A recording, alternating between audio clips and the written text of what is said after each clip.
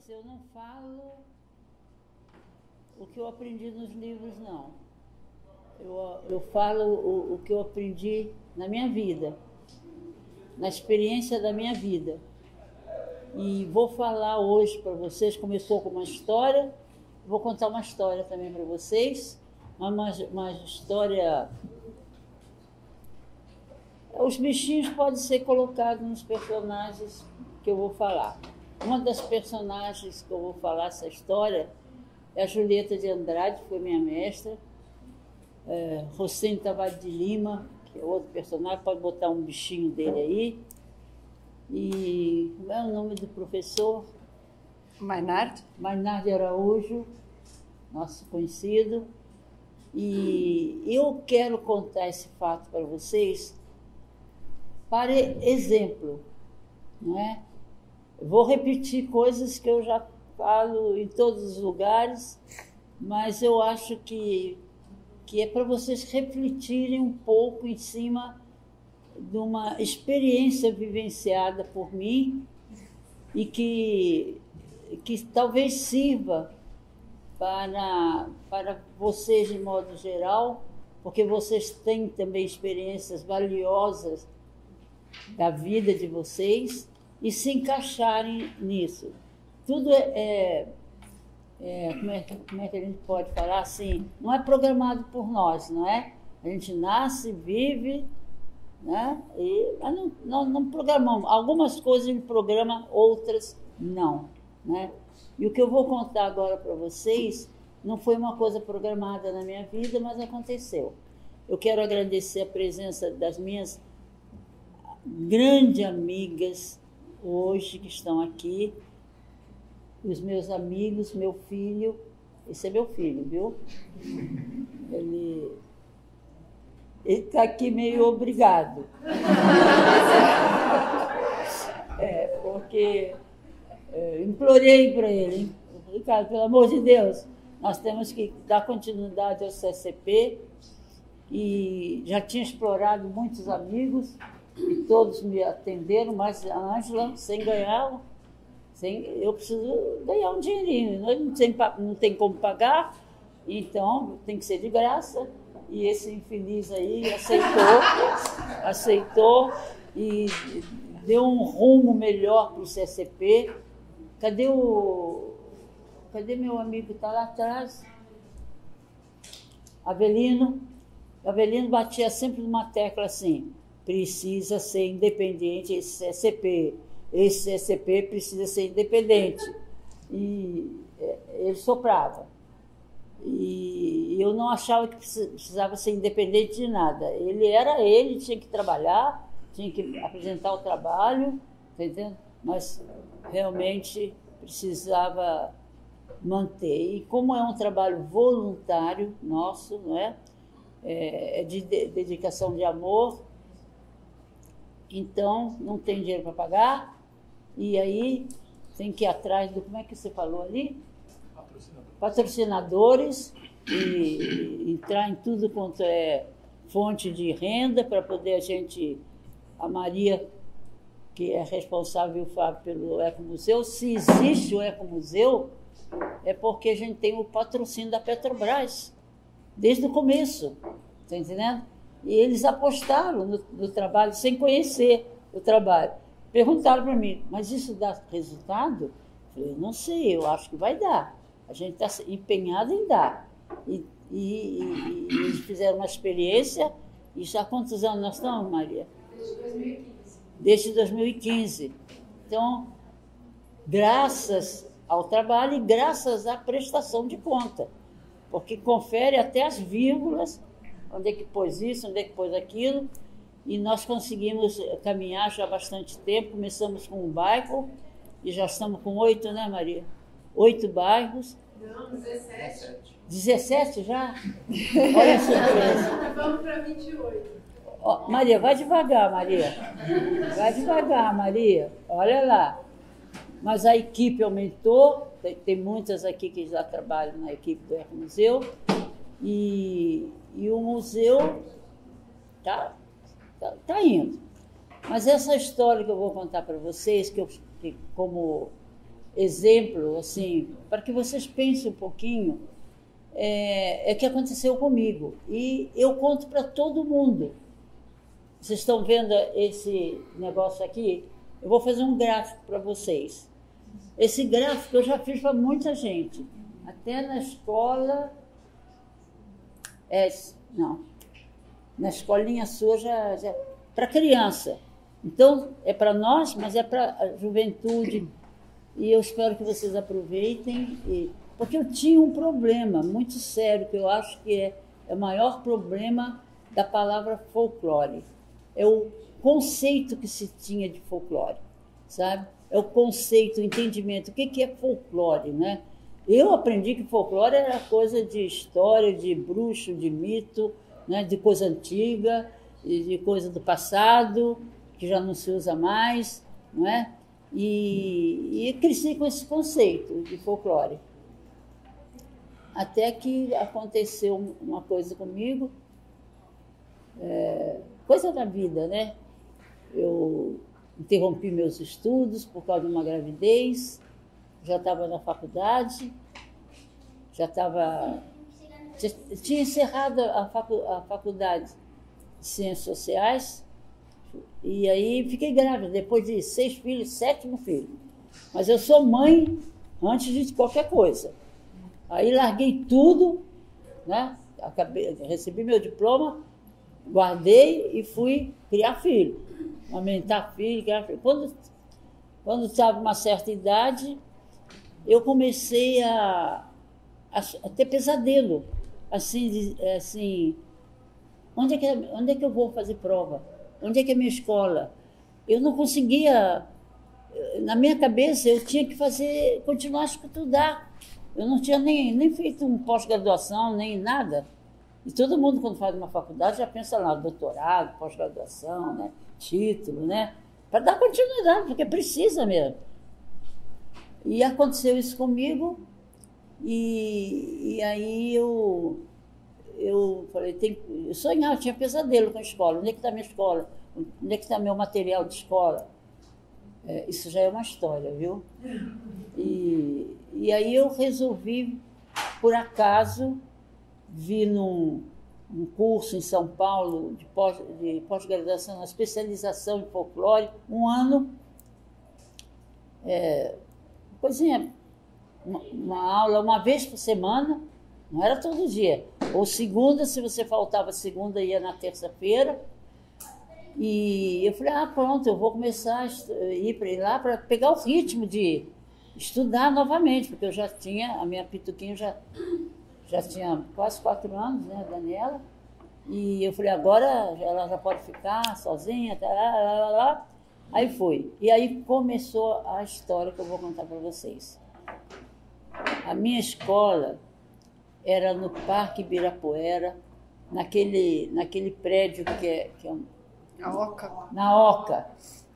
Aí fui lá, na parte básica assim, da Oca era uma exposição de avião, qualquer coisa, e a escola mesmo era no 2º e no 3º andar, e tinha escada rolante, mas nunca funcionava a escada rolante, eu tinha que subir a pé, e já ali embaixo eu começava a ouvir aquele som horroroso, sabe? Eu falei, nossa senhora, que coisa horrível, tá? Não gostava daquele som, não entendia nada. Quando chegava lá em cima, o professor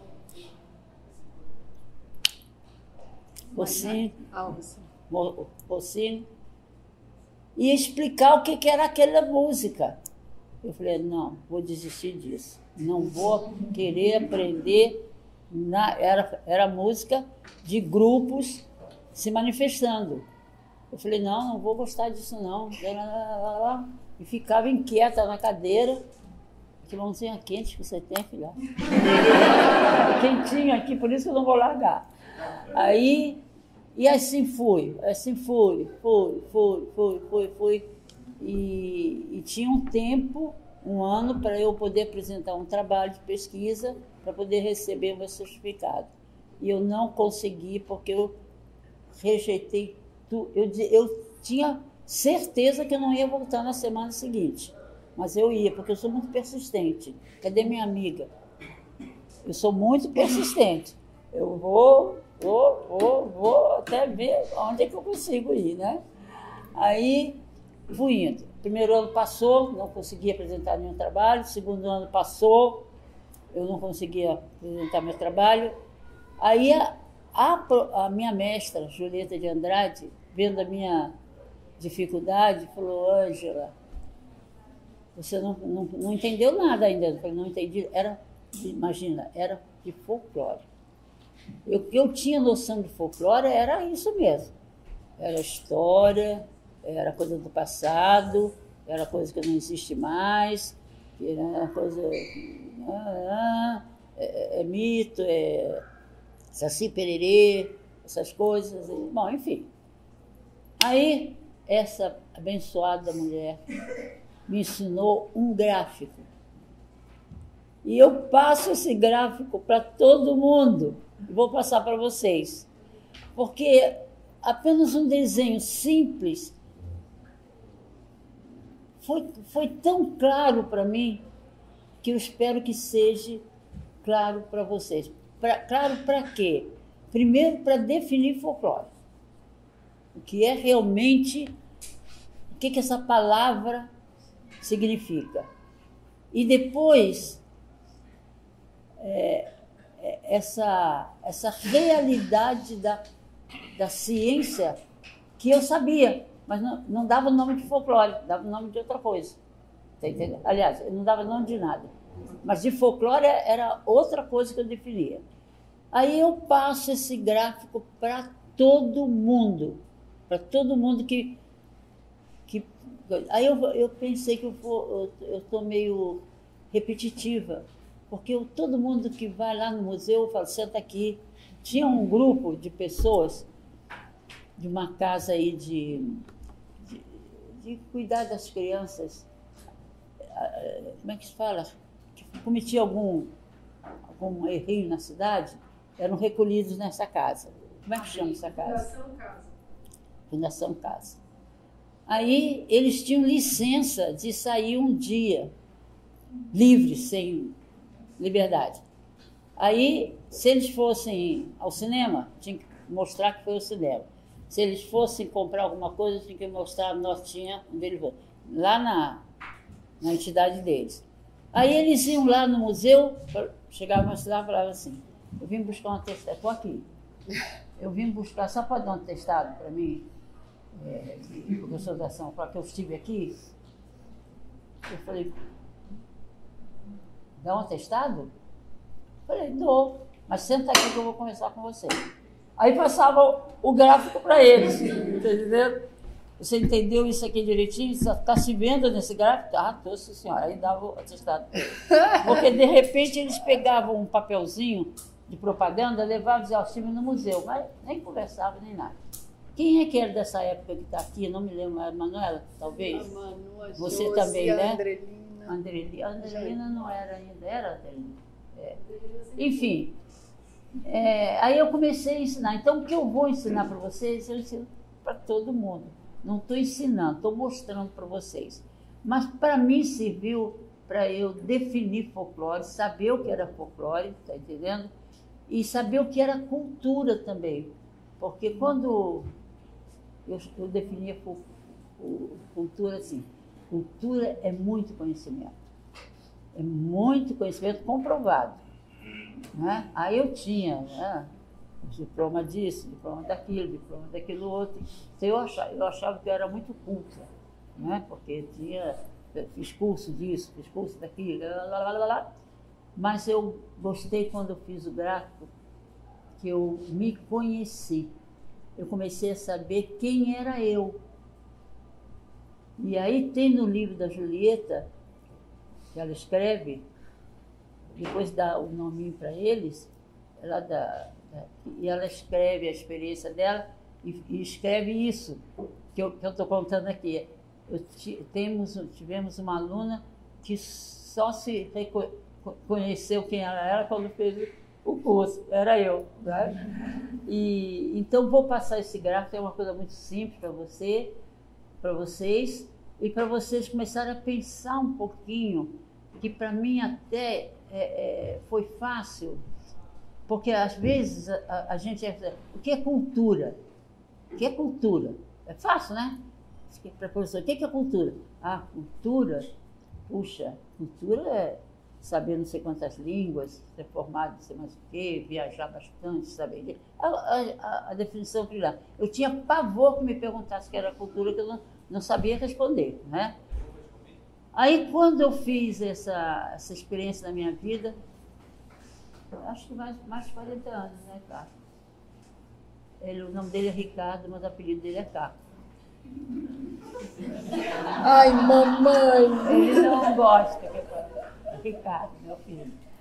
Aí eu tenho um neto também aqui, cadê? Levanta, meu neto. Levanta, meu neto. Olha que bonito que ele é. Fugiu do Brasil, ficou não sei quantos anos fora, eu fiquei triste, 8 anos, e agora recém voltou, graças a Deus, tá entendendo? Voltou com namorada, olha só. Saiu menino daqui, sem namorado, sem nada. Aí eu cresci comecei a entender o que é cultura, aquilo que a gente gosta de saber e sabe falar com as palavras que não estão escritas nos livros, né? Então, é isso que eu vim trazer hoje para vocês, esse gráfico. Pode falar, filhota. A senhora define esse gráfico como se ele tivesse sido uma luz na sua vida? Foi um método onde abriu um caminho para eu entender quem eu sou, entendeu? E para entender também quem são os outros, entendeu? E entender também o que é cultura. Aí vou chegar na importância da cultura popular, do folclore, entendeu? E aí eu agora fico assim, tudo... Agora mesmo, cadê o Avelino?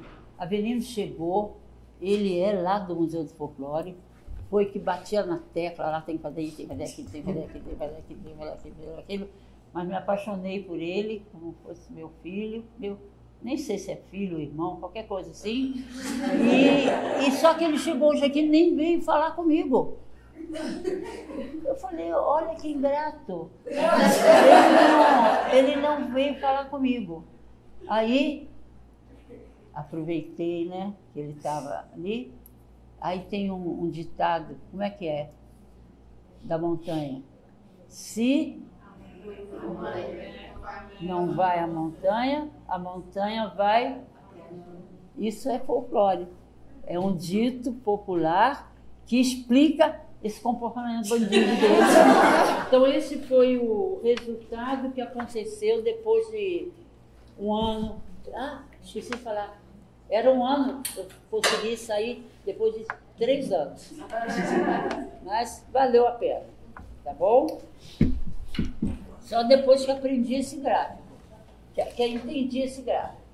Eu, quando estou assim lá no museu, eu peço para alguém que queira fazer parte do gráfico, quem será? Quem será? Quem será? Quem será? Quem será? Pode ser ela que falou. Quem? Quem é? Ela que falou. Isso, filhota, pronto. Fala o seu nome e o dia que você nasceu. 7/4/70. Como é que é? 7/4/70. Ó, você nasceu. Tá todo mundo olhando aqui? Sim. Olha ela nascendo, ó. É uma estrelinha. Seu nome? Mônica. Mônica. Vai repetindo para mim que... Mônica. Mônica. Tem acento, Mônica? Não. E que dia que você nasceu, Mônica? 7/4/70. 7/4/70. 70? Sim. Ai, belezinha. Nossa, porque... Olha, faz de conta que você nasceu aqui. Aí todo mundo vai fazer a estrelinha, e vai botar o nome embaixo e vai botar a data que nasceu. Por que vocês vão fazer isso? Porque eles vão pegar um papel em casa e vão fazer. Tá entendendo? Para vocês sentirem. Agora, a Mônica não nasceu do nada, aliás, ninguém nasce do nada, né? Ela veio de um pai, de uma mãe, de quem, então ela tem esse início aqui da vida dela. Está entendendo? Agora eu vou perguntar para Mônica. Mônica, quantos anos você quer viver? Você sonha em viver assim? Meu filho está dando risada. Cara, vou pedir você sair da sala. Vou pedir você sair da sala, cara, porque ele está dando risada de mim da minha palhaçada. Meu avô, para mim, é totalmente lúcido, com 96 anos. 96? Ela nasceu aqui e ela vai viver 96 anos. É a ideia dela, é o desejo dela. Está caindo a linha aqui. Mônica, vamos botar 100 anos? 96 mais 4 é um pouquinho mais, tá bom? 100 anos é um século, né? Mas ela quer pelo menos 96, né? Sim. Tá, eu vou botar 96 embaixo e 100 adiante, tá bom? 96, que é o sonho dela, e eu estou sonhando que ela vai viver mais que 100 anos. Tá. Aí vamos pensar em 100 anos. Eu acho que aqui é a metade. A metade é 50 anos. Quantos anos você tem agora, Mônica? Ó, isso é uma coisa que complica. A mulher não gosta de dizer a idade, né? Mas você pode falar, né? 53. 53? Sim. Olha só. Ela está nesse metade aqui, mas está aqui pertinho. Então, o que eu quero falar para a gente pensar? Que quando ela nasceu, ela já viveu tudo isso aqui. E quer viver aqueles 100 anos mais. Cada um vai fazendo o seu gráfico. Agora eu pergunto para Mônica, você sabe onde você nasceu? Sim. Aonde? Caraguatatuba. Caraguatatuba? Nasceu em casa, maternidade, como é que é? A maternidade. Maternidade. Foi logo para casa? Sim. A maternidade fica uns 5 dias, uma semana, né? É. Depois vai para casa. E você morava em Caraguatatuba? Sim. Então, olha só, vou fazer a casinha dela lá em Caraguatatuba. Então, ela nasceu e já foi morar na casinha dela. Quem morava na casinha com você, Mônica? Mamãe. A mãe? Só mamãe. Só mamãe? Sim. Então, ela chegou com a mãe. Quem levou você, de certo, foi sua mãe no colo. Sim. Né? Botou ela no bercinho. Agora a gente vai fazer o sonho. Eu cheguei com meu neném, botei no bercinho, e já troquei a roupinha dele, já fiz um enxovalzinho para ele, já troquei, ele fez xixi, troquei a fraldinha, tudo que acontece. Que todo mundo sabe que acontece. Tá entendendo? Aí ela vira. Não tinha mais ninguém morando com sua mãe? Nem minha amiga, nada? Sozinha? Era tipo caseiro, né? A gente na praia. Mamãe era mãe solteira naquela época, não era uma coisa. Era só ela Só e ela. mais ninguém. Mais ninguém. Tristeza, não? Porque, Sim. olha, a gente precisa de outras coisas, né? Sim. Né? Tinha vizinho. Vizinho. É que tinha fazenda dos ingleses ali, né? Então eram umas casinhas, caseiras. Caseiro, tá. Bem... Bom, então, aí cada um vai pensar assim, como nasceu, aonde nasceu e para a casinha que vocês foram, tá entendendo? Com aquela família. A Mônica só tinha a mãezinha dela, os vizinhos já moravam longe, mas ela morava naquela casinha. E nós vamos fazer no nosso gráfico a ideia, eu nasci, fui para casa, minha mãe botou assim, eu sei a história até do meu enxoval. Minha mãe fazia, naquele tempo usava touquinha, minha mãe contava da touquinha, que era uma touquinha assim, uma touquinha assim. Tem uma história linda, sabe? E, enfim, eu quero que vocês façam isso quando fizerem o gráfico, lembrem disso. Como é que foi a minha chegada, como é que foi a espera. Aí vocês vão lembrar, naquele tempo minha mãe não comia nada, não podia comer nada, não podia lavar a cabeça, tudo aquilo que a gente ouviu falar, que hoje já não faz mais, mas Já ouviu falar? Que viveu naquele momento do seu nascimento, Mônica. Sim. Então, e aí você morou lá até quando? Até 2 anos. 2 aninhos? Então, aí ela foi morando nesse lugar aqui. Olha, é Caraguá, né, filhote? Sim. Caraguá está tudo, a temperatura é diferente, tem barulho do mar, tem assim, uma porção de coisa, né?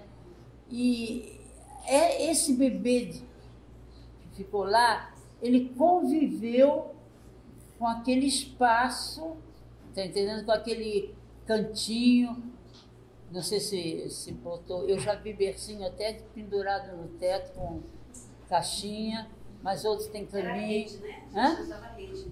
A rede, olha aí, tinha uma redinha. Então ela conviveu com tudo isso. Agora, vamos pensar assim, a Mônica era um bebê, ela nem enxergava, né? Tinha olho, mas não enxergava as coisas. Ela sentia cheiro, calorzinho, escutava os barulhinhos, né? E aí esse neném, ele vai desenvolvendo.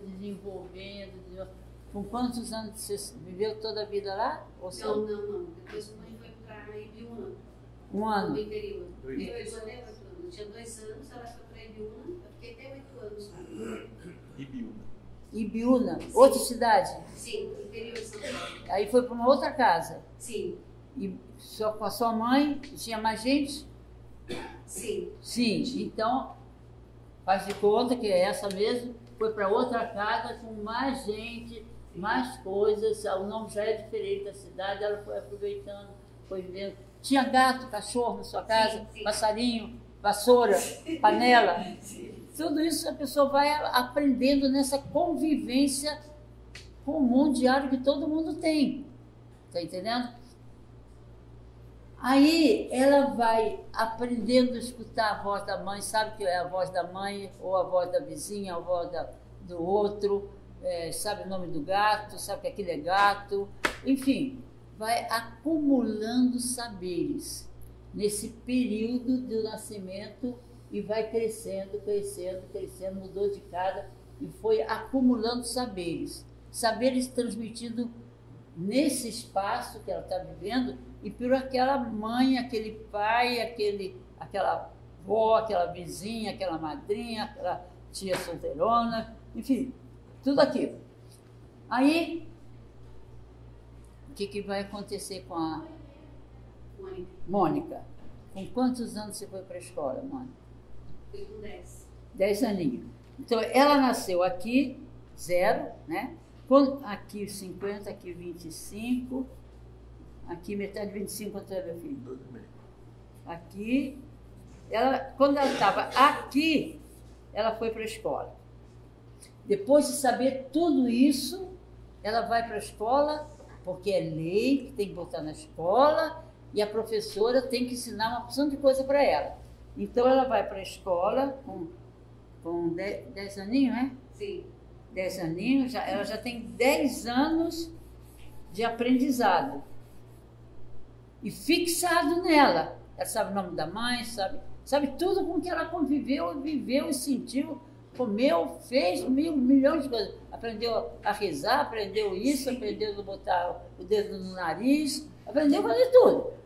Quando ela vai para a escola e ela tem que fazer o primeiro ano primário, essa escola aqui é um aprendizado também. Só que é um aprendizado que, para ela passar desse período, ela tem que fazer uma provinha. Aqui não tem que fazer prova. Você vai escolhendo o que é melhor, vai fazendo, vai testando, deu certo, não deu certo, vai fazendo. Mas aqui, nesse aprendizado, é diferente. Ela, para passar para o segundo ano, ela faz uma provinha, aí vai para o terceiro ano. O que você faz agora? Os cursos que você fez? Então, eu estudei até 12 anos, com 18 já era mamãe. Vai estar dizendo que eu não estou escutando. Estudou até os 12, 18 já era mãe? E aí, a verdade, eu voltei a estudar, eu já tinha 38 anos, quando a Cássia já tinha 4 anos. Aí eu fiz 5º ano, Aí você foi subindo. Sim. Você tinha um ideal, provavelmente. Sim. Qual era o ideal seu? Eu? Formada em quê? Eu não me formei. Mas qual era o seu ideal de chegar? De Serviço estudos? social, professora. Hã? Ser Serviço professor. social. Professora. Aí ela foi fazendo os testes, foi fazendo testes. Agora cada um vai se colocar nisso aqui. Ah, eu vou sair do primário, vou entrar no ginásio, depois do ginásio vou fazer esse Enem, né? Enem, aquela coisa aí. Aí vou escolher uma profissão, vou exercer essa profissão, vou me formar nisso, vou me formar naquilo, vou me formar naquilo, vou me formar naquilo e vou chegar aonde eu quero. Eu quero ser professora, quero ser doutora, quero ser engenheiro, quero ser isso, quero ser. Então, você passa por esse período aqui testando a sua capacidade para exercer esse papel aqui, que é, vamos dizer, representado pelo diploma que a gente tem, não é? Esse papel não foi só a Mônica que conseguiu esse papel. Muitas pessoas seguiram isso e se especializaram em alguma coisa. Aí tem a especialização aqui, entende? Vamos supor que seja... Qual foi a sua especialidade? Professora. Né? Professora. Aí, todas as professoras, o diploma é igualzinho. Então, nessa categoria aqui. Então, isso aqui junta, liga as pessoas que escolheram essa identidade igual, essa formatura igual. Agora, a Mônica, ela já está aqui, ó. Está aqui. Ela já viveu tudo isso com esses aprendizados aqui. Onde ela foi, onde ela seguiu, e aqui não teve provinha para passar.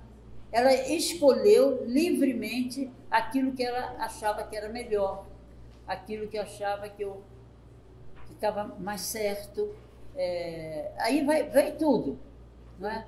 Gosto disso, gosto daquilo, abandono isso, está entendendo? Vou fazer aquilo. Esse aprendizado não tem prova e não tem diploma também e não tem fim também. Então, quanto mais ela viver até os 95 anos, não, 95 você falou, né? 96. Ela vai aprendendo as coisas, vai aprendendo as coisas. Aqui tem um processo que a Julieta fazia questão de falar. Aqui nós somos livres para não fazer eu sou livre, eu quero fazer desse jeito, eu vou fazer o feijão desse jeito, eu vou arrumar minha casa desse jeito, eu vou fazer isso desse jeito. Você aqui tem uma palavra que é livre, tá entendendo? Que a Julieta dava muito importância a essa palavra aqui. Aqui você não é livre, não. Você tem que fazer o que a ciência pede para você fazer, responder direitinho, tá entendendo? Para poder você passar e galgar aqui esse título. Isso aqui, ó, que eu aprendi, isso é acúmulo de saberes. Aqui também é acúmulo de saberes. Aqui é isso aqui, vivendo e aprendendo. Não tem um ditado? Tem. O folclore, ele cria palavras mágicas, vivendo e aprendendo. Não é coisa mais linda? É a grande verdade, né? É o acúmulo de saberes. Então, o que é cultura? É acúmulo de saberes. Acúmulo de saberes, acúmulo de saberes. E a Julieta, e aqui não tem fim. Aqui não tem fim. Aqui você chega na idade que você quiser, você está aprendendo. Você está aprendendo. E está selecionando. Isso eu não gosto, não. Isso eu vou fazer melhor. Está entendendo? Então, aqui é um aprendizado livre. Está entendendo? Você não é igual à sua mãe, ninguém é igual à mãe. A gente modifica aquelas coisas, não é? Eu sempre faço um desenho como se nós fôssemos uma árvore, e isso aqui são as raízes que mantêm a árvore firme no chão. Não é qualquer ventinho que vai derrubar a árvore, só se não tiver essas raízes fortes. Essas raízes é o que a gente acumula aqui. Está entendendo? Ética, moral, certo, errado. É isso que fica, que você testou e deu certo. Testou, deu certo. Não vou fazer mais assim, vou fazer de outro jeito. Então, essas raízes são as raízes que nos sustentam como seres humanos. Como se nós fôssemos simbolizando uma árvore, vai dar fruto, vai cair, vão seguir outras árvores, etc, etc. Isso aqui é cultura, que é acúmulo de saberes. Cultura é acúmulo de saberes. Isso é acúmulo de saberes e aqui é acúmulo de saberes. Essa cultura seleciona na igualdade. Isso. Então, isso aqui une de acordo com a especialidade da pessoa. Eu quero ser advogado, quero ser mecânico, quero ser isso, une. E aqui somos diferentes. Aqui a riqueza está na diferença. Então, a igualdade une e a diferença enriquece. Não é todo mundo igual. Então, folclore, depois você vem no livro, né, que foi a primeira vez que escreveram folclore, foi em 1840, parece, na Inglaterra, um estudioso que começava a ver por que conta história, por que ficam repetindo história, tal. Então, eles falaram, temos que estudar a cultura, a sabedoria do povo. Cadê meu inglesinho novo aí? Ele escreveu assim, folk, lore. Lore em inglês é sabedoria, não é? Também. Hã? Também, sim. Também. E folk, pessoas, povo. Aqui nós tiramos o K e emendamos a palavra, ficou folclore. A ciência que estuda a sabedoria do povo. Por que ciência? Quando começaram aqueles movimentos para separar a ciência disso, ciência daquilo, não aceitaram o folclore como ciência. Não, já tem história, tem geografia, tem antropologia, tem biologia, não precisa folclore, tá entendendo?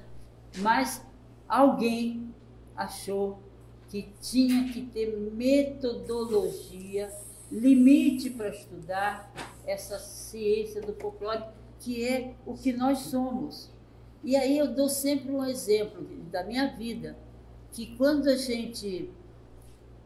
uma pessoa que está aqui, 50, 75, 80 anos, quantas pessoas eu conheço que têm nessa idade não sabem ler nem escrever, não frequentaram escola nem faculdade, mas casaram, tiveram filhos, educaram filhos, trabalharam, não morreram. Está entendendo? Então, quando você entender o outro, que ele tem esse acúmulo de saberes aqui, isso é importante para que você enxergue o outro dentro desse acúmulo de saberes. É lógico que ele não vai saber medicina, fazer engenharia, mas ele negociou, ele criou filho, ele vendeu, ele deu alimento para o filho, ele plantou, ele fez 1000 coisas. Criou 1000 coisas. E aí aquele testemunho que a gente fala, é comum. Até que ano você estudou? Não estudei não, dona. Não estudei não. Eu fiz a escola da vida. Sim. Eu fiz a escola da vida. Está entendendo? É isso que lhe deu esse acúmulo de saberes, e isso é estudado por sabedoria do povo, folclore. Essa palavra ela foi escrita e foi aceita entre os estudiosos da cultura popular em 1880, mais ou menos, não sei bem a data, mas é por aí. Olha, nome, data, tem nos livros, tá entendendo? A gente precisa saber quem somos nós. Por isso que eu escolhi, eu tenho que falar dizer, mas não fui eu só não. Aquela frase que tem ali embaixo, minha cultura mostra quem sou.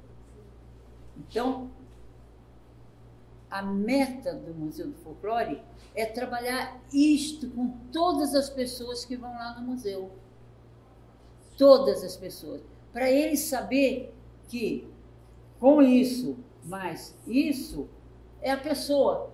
Ou só com isso, mas ele tem a saber que ele desconhece ou não valoriza esses princípios, isso que tornou raiz forte na vida dele. Aí eu fico imaginando, sonho assim para poder entender as coisas. Aí eu vejo assim essas coisas que estão acontecendo agora, da desonestidade, do furto, do enganar e tudo. Aí eu conto uma história da borrachinha, acho que já ouviram essa história. Né? A criança chega em casa com uma borrachinha e a mãe já logo nota, que borracha é essa? Ela que comprou material de escola para o filhote, não comprou aquela borracha. Ele falou, não, mamãe, eu achei.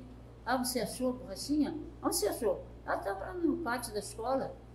Eu achei. Aí ela falou, não, filhinho, mas não é sua. Você pega a borrachinha, leva lá na escola, dá para a sua professora, que a professora vai perguntar para os seus professores de quem é a borrachinha. Alguém perdeu a borrachinha lá naquele pátio. E alguém achou para ele a borrachinha. Isso fica aqui, ó. Fica aqui. Aí eu me ponho assim numa cena, alguém tramando com o outro. Olha, vamos fazer um negócio? Vamos dizer que vai custar tanto, vamos dividir. Eu dou metade de você, metade para mim. A gente vai entender que isto aqui é importante. Esses princípios ético, moral. E respeitar, principalmente, aquilo que é da livre escolha. Fé, por exemplo. Né? E outras coisas, né, que a gente pode incluir nessa raiz aqui. Isso faz com que a gente olhe para o outro, imagino só o que esse homem aí podia me dar. Eu deve ter coisas que eu não tenho. Vamos trocar as coisas boas que ele já selecionou e que deu certo. Eu estou feliz com isso que eu selecionei. Eu estou feliz com isso que eu faço, porque não deu. Às vezes dá errado, conserta. Está entendendo? Então, essa é a proposta da Julieta. E depois que eu entendi esse gráfico, eu me enxerguei. Eu falei, nossa, mas eu agora estou entendendo por que minha mãe mandava amarrar o rabo do diabo quando eu perdia as coisas. Eu falava, minha mãe é louca, mas eu dava um nozinho no rabo do diabo, bastante força. Achava as coisas depressa, tinha que desarmar depressa, senão o diabo ia pegar outra vez. Então, tudo isso está aqui. Está tudo isso aqui. Quando eu cheguei aqui em São Paulo, que eu não sou daqui, né? Eu cheguei criança ainda, tinha 14 anos. Aqui não fala amarrar o rabo do diabo, não, fala dar 3 pulinhos para São Longuinho. Tá entendendo? Aí eu 3 pulinhos para São Longuinho. Não sei por quê. Acho as coisas, como é que eu faço? Meu Deus do céu, né? Então, essa rica diferença que a gente fala, a gente tem esse prêmio de poder viver com a rica diferença que está ao nosso lado, com ela, com você. Está entendendo?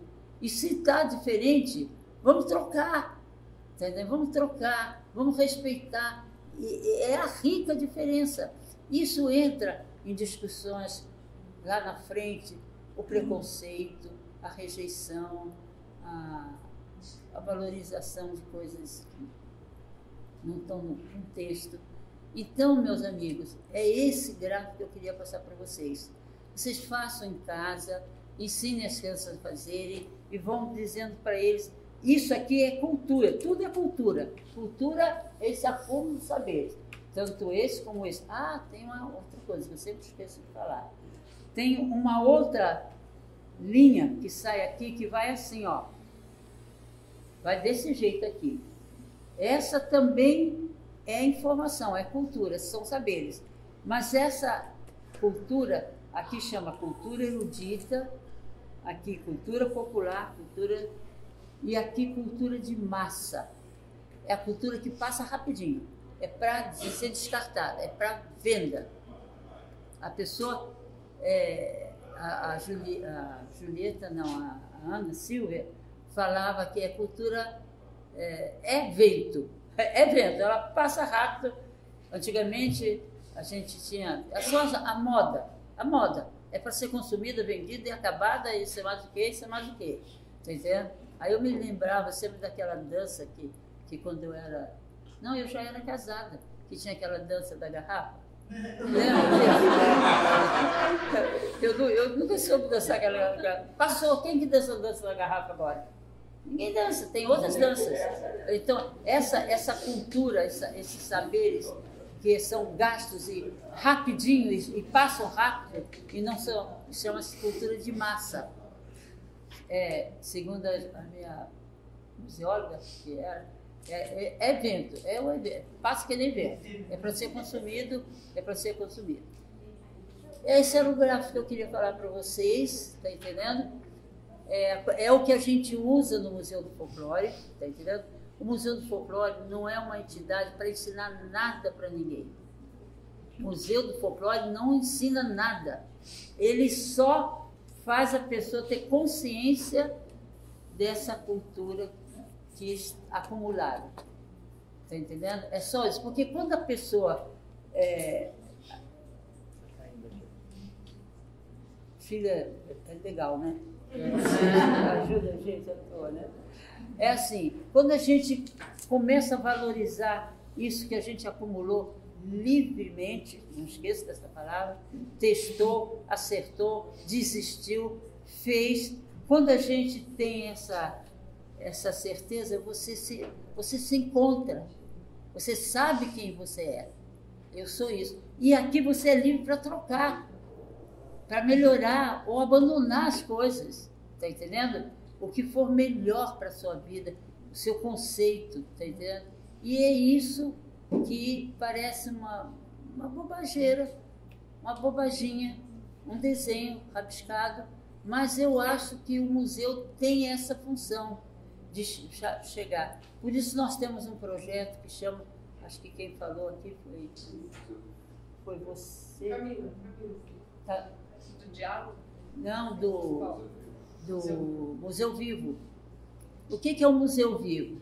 A gente sai à pesquisa, descobre essas coisas valiosas aqui, porque é uma variedade, um sabe isso, outro sabe aquilo, outro sabe aquilo, outro sabe vender alho, montar aquele negocinho do alho, outro sabe cantar, outro sabe isso, né? E a gente convida a pessoa, depois da pesquisa, convida a pessoa para ir domingo, já foi falado aqui, a parte da tarde, para mostrar aquilo que ele sabe.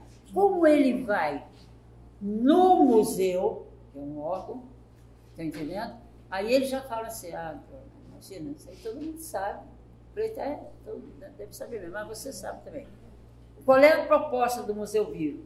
É que essa pessoa que vá no Museu Vivo mostrar o que sabe, ele se, como é que fala aquela palavra? Empodera-se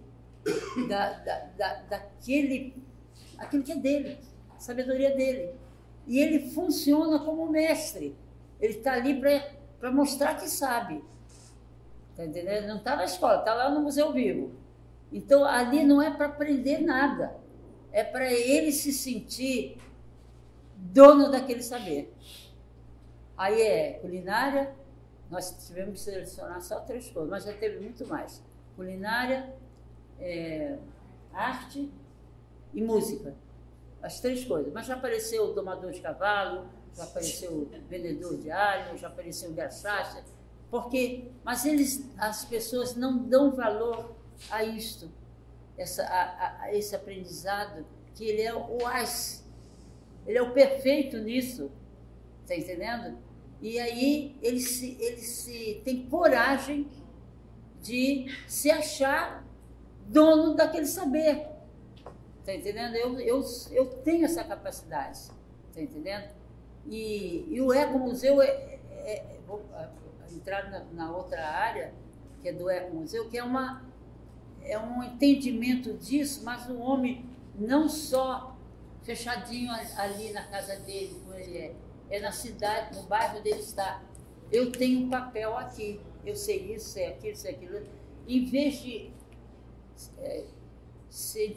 sociologicamente falando, a pessoa vive num cercadinho, numa casa cercadinha, é responsável aqui? Não. Ela faz parte desse acervo maior e ele tem esse papel nesse todo aqui, diferente do museu, que é uma casinha e que tem as coisas preciosas aqui. Quais são as coisas preciosas que tem aqui no museu? Resultado dessa sabedoria aqui. Então, vocês vão lá, o que vão ver? Já passei por essa experiência. Dona, quando eu estava montando o museu, primeiro a pesquisa. Selecionamos coisas para trazer, para dizer que era em português. A pessoa era sábia daquilo, sabia fazer aquilo. Colegas meus diziam, cadê o meu filho Leoni? Você testemunha disso. Isso não é museu, dona. Eu chego aqui e vejo uma vassoura. O que é essa vassoura aqui no museu? Eu não estou falando da vassoura, da sabedoria do homem de fazer a vassoura e por que ele fez. E o que ele usou para fazer.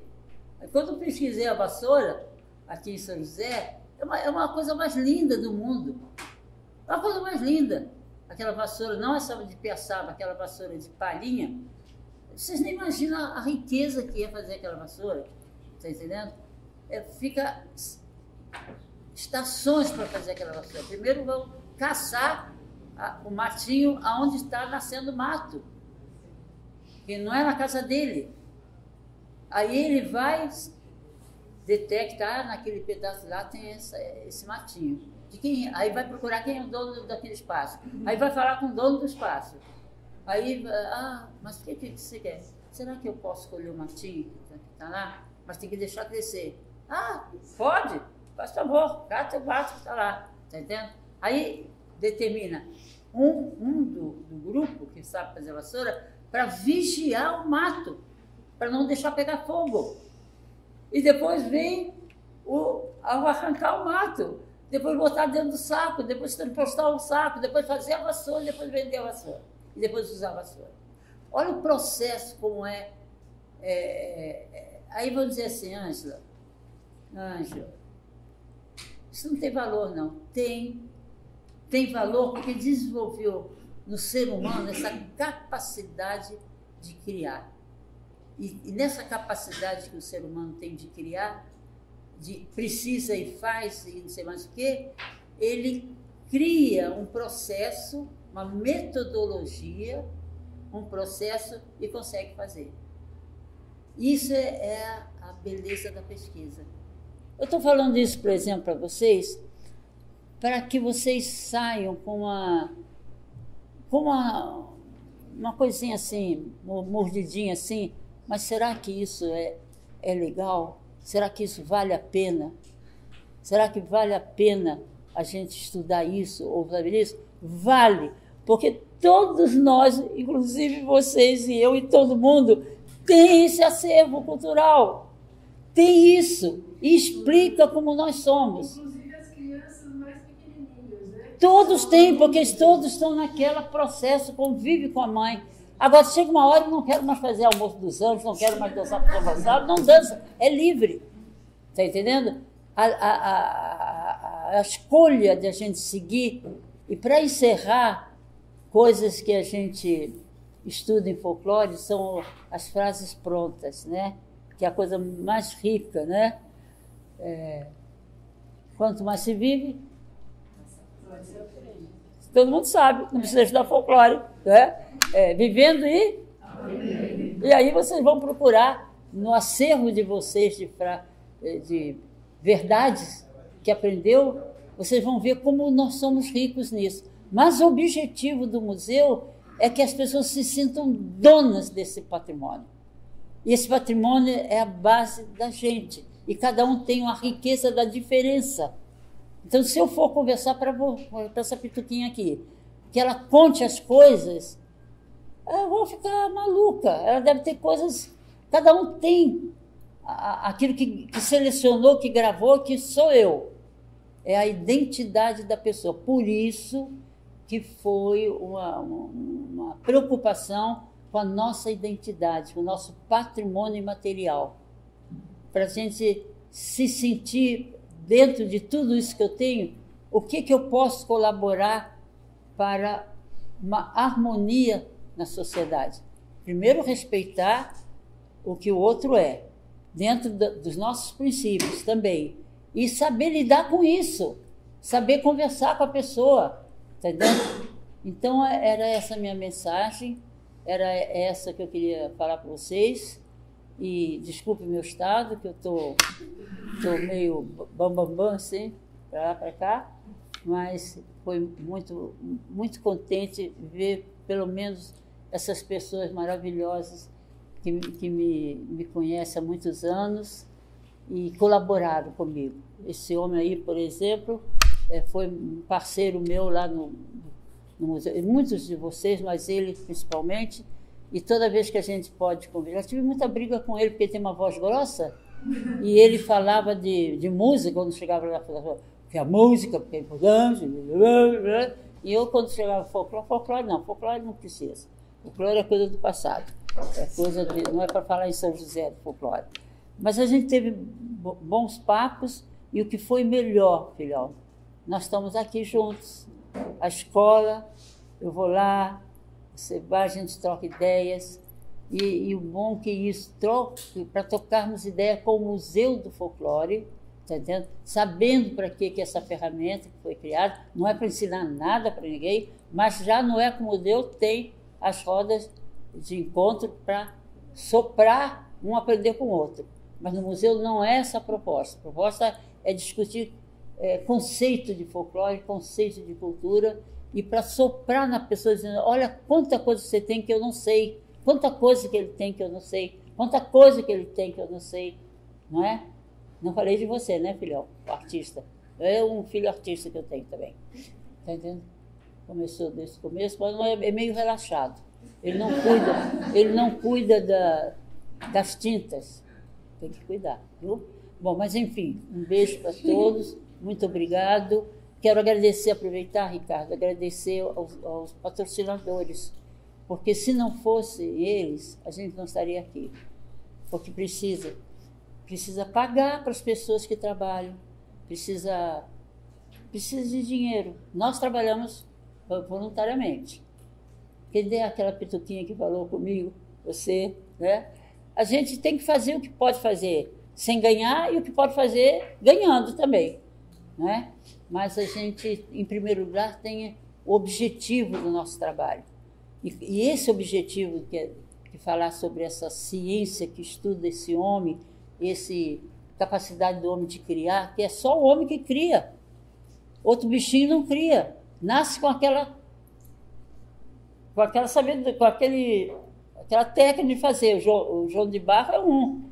Vocês já viram a casinha do João de Barro por dentro? Tem uma divisãozinha, lá no fundinho é o ninho da fêmea. Por quem ensinou isso para ele?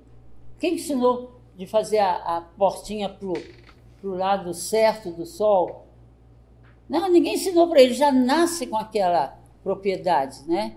Então, os animais nascem, nós também somos animais, mas nós temos o dom da pensar, da inteligência, né? E o folclore é sabedoria do povo. Um beijo para todos. Obrigada.